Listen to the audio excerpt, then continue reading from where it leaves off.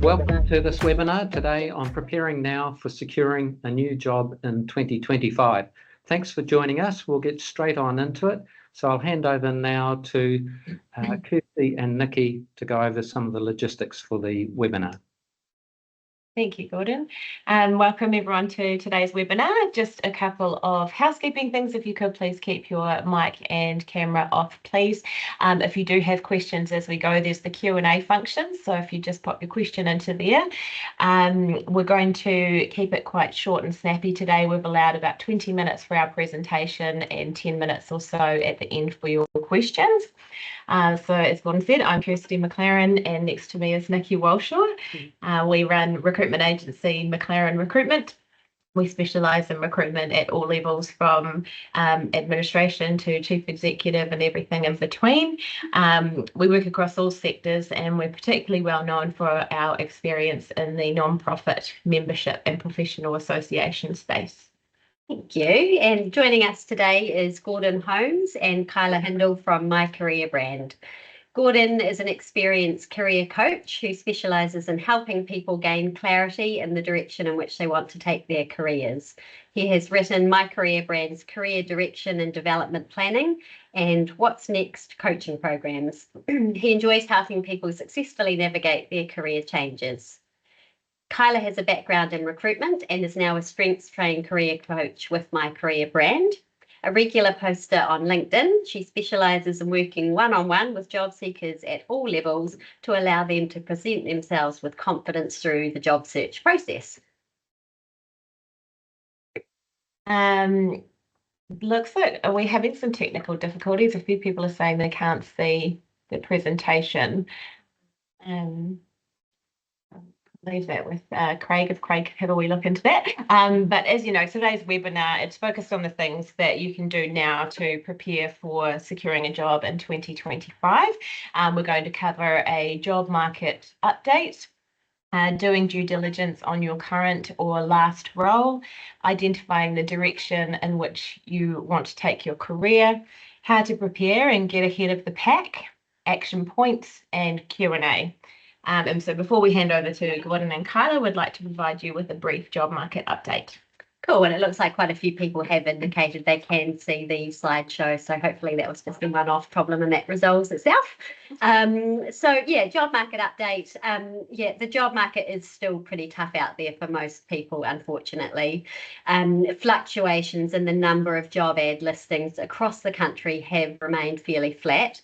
While there's been a general trend downwards, we're only talking small decreases each month, so 1 or 2% in terms of reduction, so still fairly static or fairly flat. Application numbers have remained very high right across the country, and while we are located in Wellington, we do recruit nationwide, and some anecdotal evidence of the really high number of applications that we're seeing lately has been 600 applications that we received recently for a administration level role in Christchurch, 130 for a GM level role in Wellington, and then recently nearly 200 applications for a management role in Auckland. What we're seeing certainly seems to be consistent with SEEK's latest data, which shows a continuing year-on-year increase in applications per job ad across nearly all of the industries that SEEK measure. Looking ahead to 2025, it's likely that the year will start slowly with a number of organisations mandating longer Christmas shutdowns and a number of regional holidays towards the end of January. We're hopeful that the recent interest rate cuts will go some way to increasing business confidence and hiring sentiment, and that things will start to pick up as we head into Q2. Until then, there will be opportunities, so it is important to be ready to go and hit the ground running when they do present themselves. So use this time and prepare yourself and your go-to-market collateral and connect with recruiters and potential employers. And in this webinar, Gordon and Kyla will talk this through in more detail and how to equip yourself to best prepare for securing a job in 2025. So over to you guys, Gordon and Kyla. Thanks, Kirsty and Nikki. Before you launch into your job seeking for 2025, it pays to pause and reflect, and in particular to think about why you're leaving your current role or why you had to leave your last role. And it pays to understand this and thinking about your current or last role, what is it from that you would like to retain? Is it that you had a supportive manager? Did you have flexible hours and a good working arrangements or good remuneration? List down the things from your last or current role that you would like to retain in your next role. And then thinking about your next role, what would you like to change and incorporate in it that you don't currently have? Think about things like purpose and meaning, greater challenge, more professional development. Again, list down those things that you would like in your next role. And we talk about due diligence in two contexts. The obvious one is when you're evaluating the next possible role you go to, but it does pay to do due diligence over your current or last role. And we covered that in more detail in our last webinar in September. If anybody wants to go back to that, it's available as a recording on our website. When you're thinking about due diligence before launching into your job seeking, there's 3 specific questions that it's very helpful to answer. From what, to what, and why? From what, to what, and why? You need to know your why, and you will certainly be quizzed on that when you are talking to recruiters and hiring managers. So work out your why. The next thing to think about is your career direction. Before launching into a new job, think about the direction that you're wanting to take your career. Think beyond 2025 and think a number of years out. Ideally, what do you want? Where do you want to be with your career a couple of years out? What kind of roles, what skills, knowledge, and experience will you require? Are there gaps that you need to attain? And if so, put in place an action plan now to fill in the knowledge, skills, and experience gaps to get you to where you want to be. You need to be intentional. And this is really important because you want to avoid the possibility of ending up in dead-end roles. So, for example, AI could take away tasks that you're performing in your next role, and you want to make sure that you're continuing to work in roles that have skills and experience that are going to remain in demand in the future. And you want to make the right choice for your next role in the context of your career direction. So it could be to move on, or having done the due diligence, it could be that you decide to stay a little longer in your current role, given the outlook for 2025. And if it is a decision to stay in your current role, then there are 3 specific actions that you can take to make it more engaging and possibly more meaningful. And I'd be happy to answer questions on that in the Q&A at the end.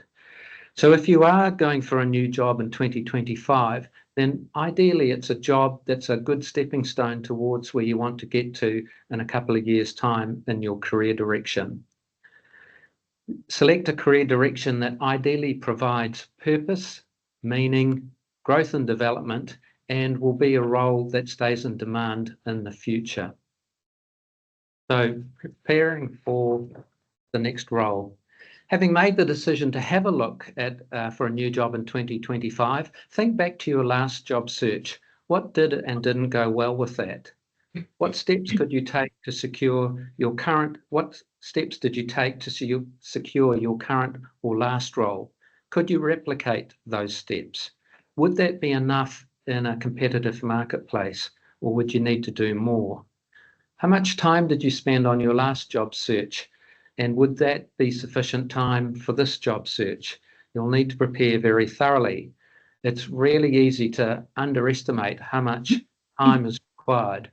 We often find with our career coaching clients that they underestimate the amount of work it takes to prepare a really compelling set of collateral to take to the market and apply for jobs. And you don't want to be caught out. You don't want to find that you've seen a job that you're really keen on, but you're not fully prepared, and you don't want to submit a suboptimal or half-baked job application. The risk with that is it really compromises your chances of success, and also it damages your career brand by not putting your best foot forward. So you better start preparing now. And in the next couple of slides, we go into detailed actions to prepare compelling, impactful job applications. Kyla. Thanks, Gordon. Now, trying to get back into this. Okay, so I can see on the chat function that it looks like a few of you are still struggling to access the visibility of the slides. The slides, just for your peace of mind, are literally just graphics. There's not a lot of information on the slide, so you're not missing out enormously by not being able to see things for those of you that can't see them. Okay, so I just wanted to touch on, regardless, I guess, of market conditions and the fact that things are not that great at the moment, that it's important that we, as job seekers, think about the elements that are within our control and the things that we can do to be ready to start job seeking either at the end of this year or early next year. By the time we get to Christmas, we're usually quite tired, and I think this year has been particularly trying. You know, some of us might be currently engaged in roles and sort of just starting to think about doing something different next year. There might be others on the call who've been job seeking for some time and are feeling a bit tired by it. And there might be others on the call who have had their positions disestablished and are feeling really worried. So, you know, all of our situations are a little bit different. It's kind of the same in organizations. You know, there are no standard processes and no, every organization could be different. So sometimes you'll have hiring managers who are just hanging in there and waiting to Christmas. And other times it might be, or in other instances, it might be a really good time to start thinking about reaching out to your networks because it might be a good time to talk to them. So create a list. Think about who you know. Think about your network and people that you've worked with previously. Think about organizations that you might be interested in talking to. And also think about recruiters who are specialists in their industry and who might be able to assist you with acquiring the perfect role. Starting to get onto this before Christmas helps you to avoid procrastination in the new year. Getting started is often the hardest part. And the other thing is that it can actually help you to wind down and actually enjoy some quiet time over Christmas and really give yourself the opportunity to recharge with your friends and your family and not worry about job seeking too much if you've kind of done the hard yards at this point and gotten ready for that next step. I have also lost visibility of the slides. So Gordon, if you could, would you mind moving on to the next slide? Oh, I think we might have skipped ahead, but never mind. So what do we do now? So the key thing to think about now is actually starting to get the collateral ready. So hopefully you've identified a role that you would be interested in trying to acquire. When you think about that role, you then want to consider how your value proposition positions you for achieving that kind of role. And we talk about value proposition a lot at My Career Brand. And essentially what we're talking about is the key skills that you've acquired through the course of your career, your behavioral attributes or your strengths, and also your experience, and how all of these things combine to position you to be able to achieve the kind of role or to deliver on the kind of role that you want to do. So be clear on that stuff and then have a look at your CV and make sure that your CV is still fit for purpose, or if it needs to be created, is fit for purpose. Nikki talked earlier on about a role that she was hiring that had 600 applicants. Recruiters don't have time to try and join the dots between how your experience positions you to do a job and the key selection criteria that they're trying to evaluate against. It's absolutely up to us as job seekers to do that work. So make sure that your CV positions you for the kind of job that you want. Have a look at LinkedIn and make sure that your LinkedIn profile is delivering the same message. Also make sure that the LinkedIn profile is well optimized, and that your key skills that you want to be found for are really evident in your CV. Then think about approaching recruitment firms. this will vary a little bit, or how you should do this will vary a little bit depending on the level that you're at. With traditional recruitment firms, they tend to specialize, the consultants in those firms will specialize on a role type. So you want to identify a couple of different, maybe 2 or 3 different recruiters that are specialists in your field and have been in their roles for some time. If you're at the top end of town and you're likely to be engaging with search consultants, their approach is a little bit different. The way that they work with their clients will retain them to specifically deliver an assignment.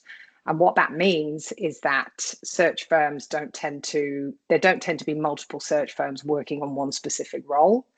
So as a job seeker, you kind of want to be registered with more search firms, but the nature of their engagement is a little bit different, and you're unlikely to get a response from them unless they've got something specific that they want to talk to you about. Then take yourself to market, set up some job alerts on Seek and LinkedIn. Use LinkedIn to map out organizations that are of interest to you and the people that are either hiring managers or talent acquisition or search consultants within those roles, within those organizations, and then start applying to jobs. And if you see a job that's advertised and you submit an application, make sure at that point of application that you save that job ad and that you save the job description, and that you ask yourself, why am I interested in this role? And how do my skills and experience position me to do this job? And make notes on those answers, because you need to talk to those things when the phone starts ringing. Okay, so now what do I need to do? So Gordon has very kindly developed a go-to-market checklist. So if you would like to get a copy of that, please reach out to either Gordon or myself. And also, if you feel like you would like some more support and like to work with either Gordon or myself on a 30-minute consultation to help you to prepare now for securing a new role in 2025, you can do that via our website, and the cost of that 30-minute consultation is $162.50 plus GST. Okay, I'll hand back over now to Kirsty and Nikki for any questions. Great, thank you, Kyla. We had any come through. Let's double check. Just while you're checking, I'd add to what Kyla said, there's not a lot of text on the slides, and the slides and the recording will be uploaded on our website by the end of this week. So for those that can't see the slides, you will have the opportunity to see them with the recording by the end of this week on the My Career Brand website under resources. Thank you. Gordon. Someone is asking, can we get Gordon's list for free? Yes, you can. Just contact either Kyla or myself and we'd be happily share that with you. And contact details for us are on the next slide. And for those that can't see that, we'll read those out. And there will be a follow-up email that we'll send out to all attendees and people that registered.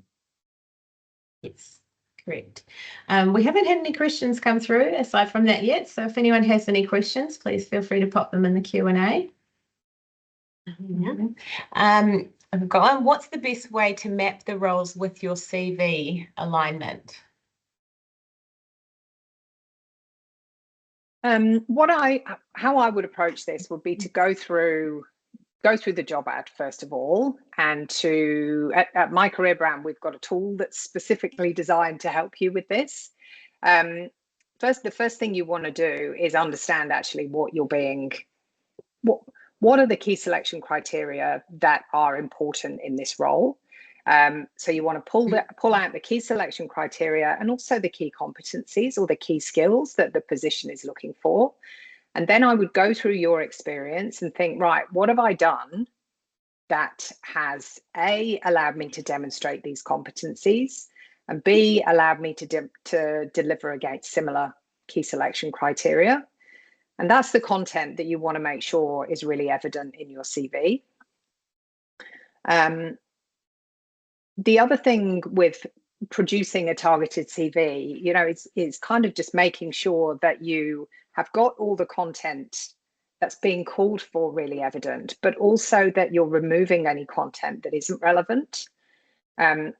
What do you think, Kirsty and Nikki? You're seeing a lot more CVs from job applicants than I would be. What are your thoughts? Yeah, I think what you've outlined is pretty much what we would expect as well, in terms of really thoroughly reading the criteria and mapping out where your skills and experience align, and also early identifying any gaps that you may have, so you can talk to those quite early on as well, and perhaps address how you think that you might overcome any gaps or areas for development. Good advice. Just one other thing that I would add while I think about it, in a different context, and that's using this time of year as an opportunity to say thank you to the people that have supported you in 2024. So just drop them a short email just saying thanks for your support in 2024 and that you'd like to catch up with them in 2025. And if it's short and sharp, people will appreciate that, and that gives you the opportunity to follow up. And if it wasn't support, if it was engagement, we'll thank people for that engagement too. And then in January, maybe around the middle of the month, just drop those people again a short note, say, hope you had a good break over summer. I'm thinking about my next steps and hoping to catch up with you again when it's a good time for you. And that's just a good way to keep in touch with all the people in your network. And it's your network that's a channel that's very likely to bring you success at this time in a tough market. There can be up to 80% of the jobs in the hidden job market that's filled by relationships or connections. So it's very important to be working that network, and now's a good time to say thanks to the people that have supported you. Okay, we've had another question. What collateral do recruiters actually look at? And my experience is that this is rare. Well, we definitely look at both CVs and cover letters as a bare minimum, and then fairly frequently also cross-reference the information provided in both of those documents against LinkedIn profiles. So, you know, speaking on behalf of our company, all of the above. It's really important, and we do read cover letters. We'd look at CVs in the first instance, and then look at the cover letter as the next step in the process of assessing suitability for a role. So yeah, they're important. Can I just add something to that? Yeah. I would encourage job seekers. I think it's awesome that you guys, you know, and I think your level of candidate care is incredibly high, and probably much higher than the industry norms. I think in a lot of instances, cover letters don't get read. I would absolutely still advocate for writing a cover letter, but what I will say to my job seekers, or people that I'm working with, is to just make sure that you haven't got anything in the cover letter, solely in the cover letter, that you are banking on somebody reading. Because a CV will absolutely always be read, the cover letter might be. So I think it's still worth the time and the effort to write the cover letter. If for no other reason than it helps to clarify your own thinking about how your skills and experience position you to do the job. But I would make sure that anything that you really want them to read is evident in your CV as well. Agreed. How many candidate questions during an interview is too many? Yeah. More than 10 is certainly too many. I suppose it depends how long. Oh, do you mean maybe this is a candidate asking questions at the end of an interview about a job? Yeah, okay. Yeah, that's a fine balance, and it probably depends how much time was allocated for the interview and how much has been taken up by the interview already, and sort of, definitely preparing sort of 2 or 3, maybe 4 at a push would be right. 10 questions is too many. Yeah, I guess using your judgment about whether the information you're asking for is because you need that information to assess your ongoing interest in the role, or whether you're just asking questions for the sake of it. I think they need to be really genuine and authentic questions, and they need to be useful for you and your job search process. So, yeah. Can I just add something to that one as well? I totally agree with everything you've said there. And I think the importance of judgment is really crucial. But I've also been in situations where the natural kind of ebb and flow of the interview means that all the candidates' questions get asked. So when you get to that point at the end where you've had this brilliant engagement with someone, and then you say to them, right, what have you got for me? And they go, oh, you've actually answered all my questions. It's sort of a bit deflating. So I would suggest that you might want to prepare a few more than the 3 or 4, not ask them all, but just make sure that you've got questions up your sleeve that are appropriate of the person that you're meeting, just so you can make the most of that opportunity at the end of the discussion. Yeah. What have we got here? Overseas recruiters and employers are using AI to scan CVs and cover letters to shortlist. What are your views about the adoption of this practice in New Zealand? Yeah. It's definitely available and being used in New Zealand. The degree to how effective it is and how much trust one would put in that AI technology just yet is, the jury's probably still out. We certainly don't rely on it. I think as the technology improves, that'll become more and more commonplace, and organisations definitely are using it. But yeah, we'll still look at all the CVs for now until AI is better. Yeah. What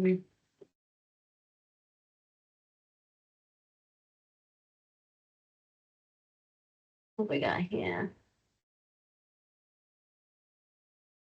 For someone with HR coordinator overseas experience, what steps would you recommend to transition into strategic HR roles in New Zealand? I'll answer that one, having had a career in HR.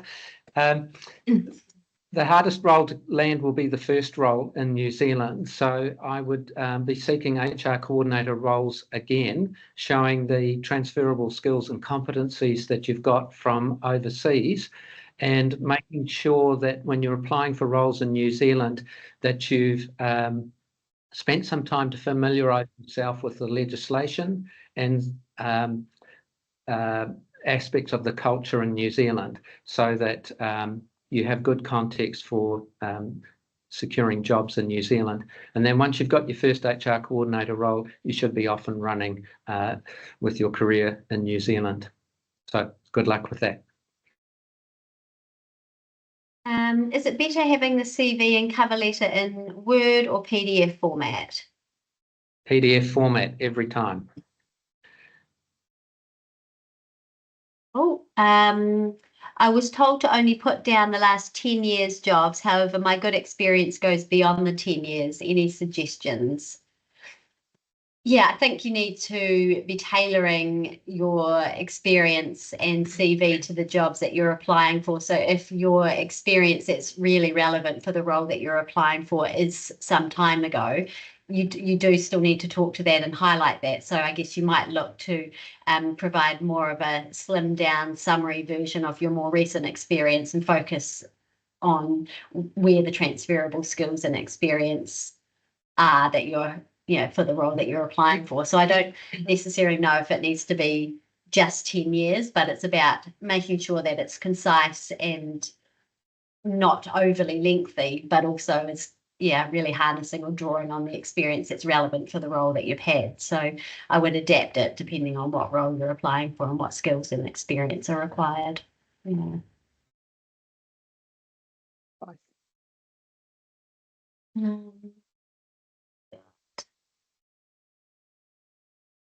I'm having trouble getting interviews. I know that once I get an interview, I'm sure to kill it. Do you have any winning CV templates that can help me to get to interview stage? I'll start on this one, and other presenters might add to it. My experience when people aren't getting cut through with interviews, it's often because they're not super clear on the roles that they're targeting. Often they have quite broad experience, and it's hard for recruiters who are filling a specific opportunity to match what you're providing with their needs. And so often we do some work at getting clarity about the career direction you're wanting to go and your ideal next role, and then tailoring your CV, your value proposition, and your cover letter, and also LinkedIn, or aligning all of those to what you're seeking. And then, in my experience, our clients have found they get much more success getting cut through for job interviews, and then you can nail it.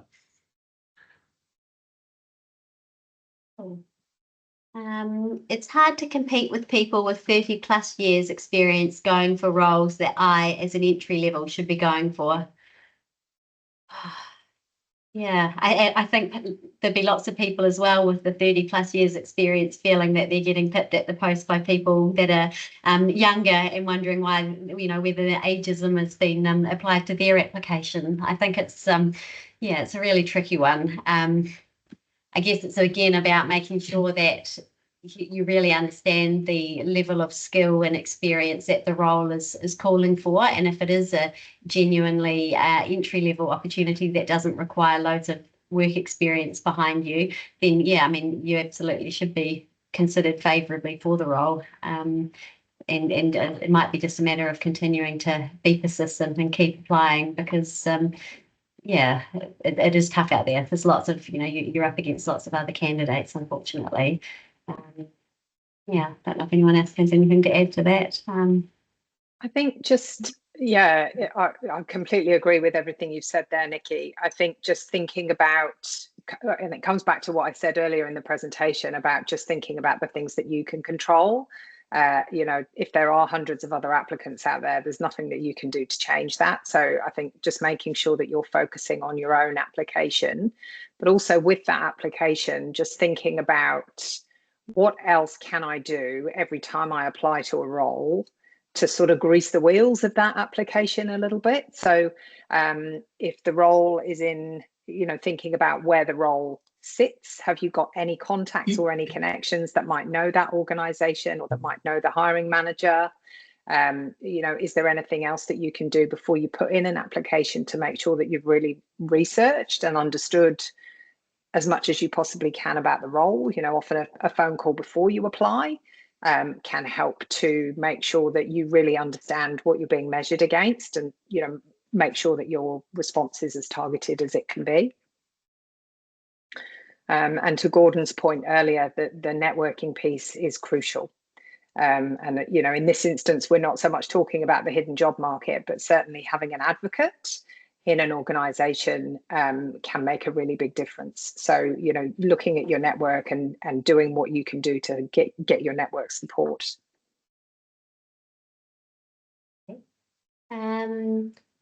If looking for a complete career change and not too sure yet what that looks like, how would you suggest going about this? We've got a great solution for that. So we help people with their career direction. We've found post the pandemic, a lot of people have kind of paused and thought, well, what's life all about and where does work fit into that? And quite a few people have come to us not clear about where they want to go, or they're not enjoying what they're doing, or they've reached a dead end. And so we have a process that helps people to work through where they've done their best work, what were the circumstances, what are their career drivers, et cetera, and then we help people tease out their preferred career direction options and then work out a preferred career direction.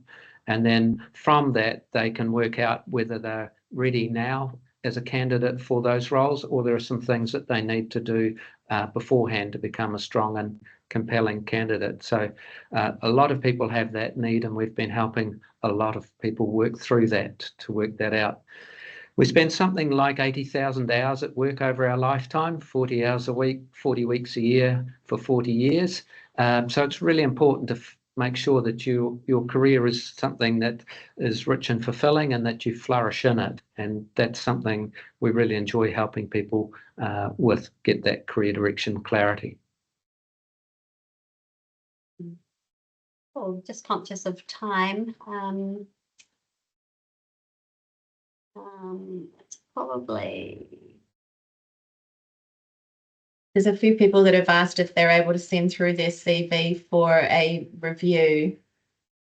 We're very happy to review CVs, but it is something that we provide as a paid service. We've developed a lot of experience and we do charge for that to help people enhance their CVs. So very happy to help people, but there is a fee for that service. Any final questions, Nikki or Kirsty? I think that's fairly well taken. Here we are. Is at the interview stage the best time to test the company's appetite for the role to partially work from home? I'm going to raise an example of that, don't you? Yeah.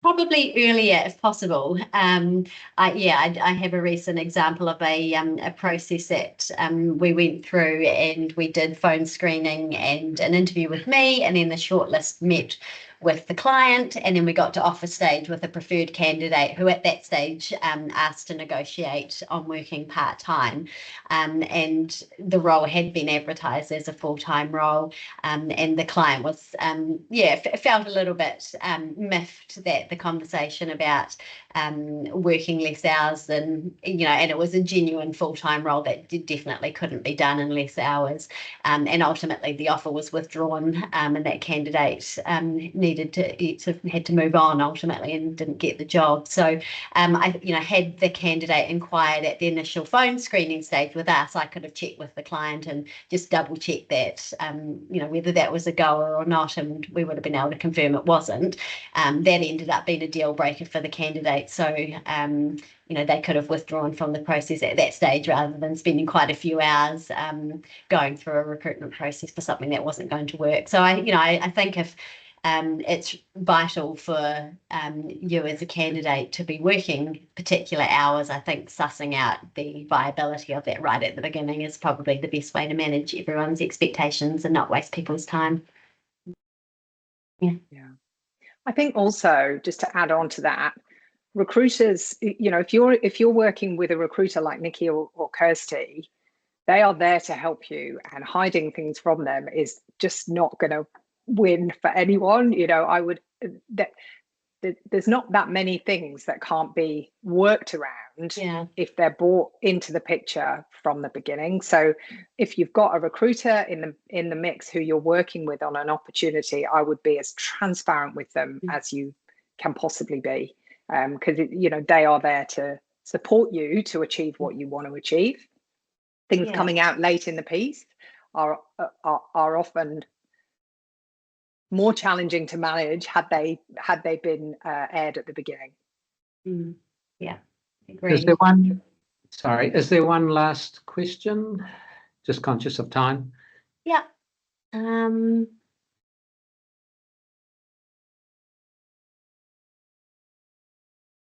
How do you handle a situation where you are well qualified but your physical disability is the reason why employers are not employing you?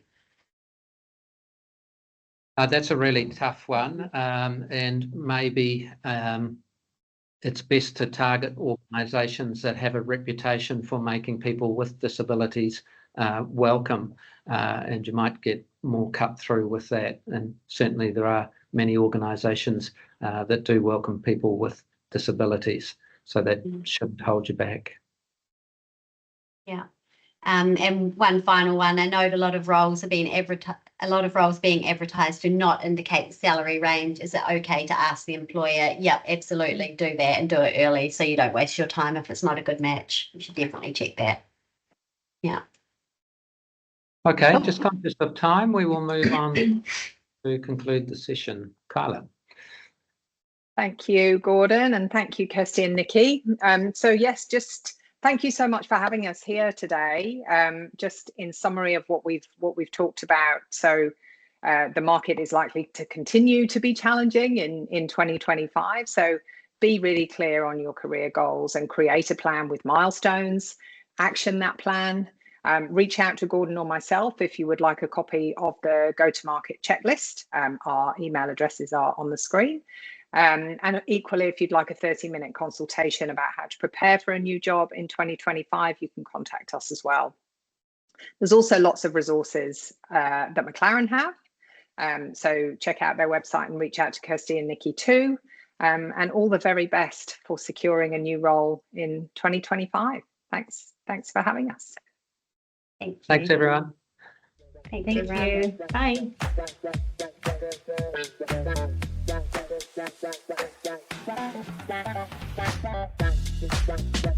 Bye.